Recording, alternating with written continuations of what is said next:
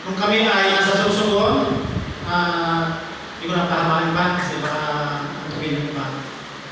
Maiksing karanasan.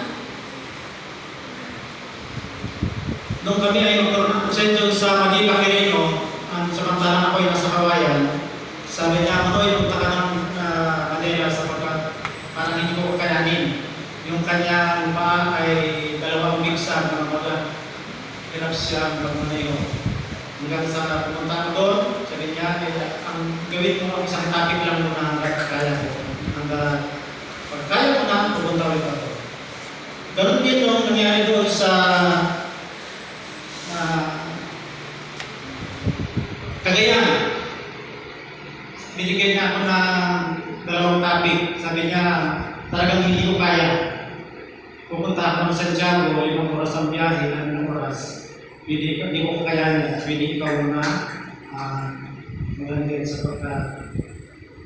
May tiwala ko sa Panginoon na hindi ka na pabalaan. So, ganun. Pag-ilang ka pong gabi na po tayo ngayon? Apat. At ang pang-apat, ang topic ngayon ay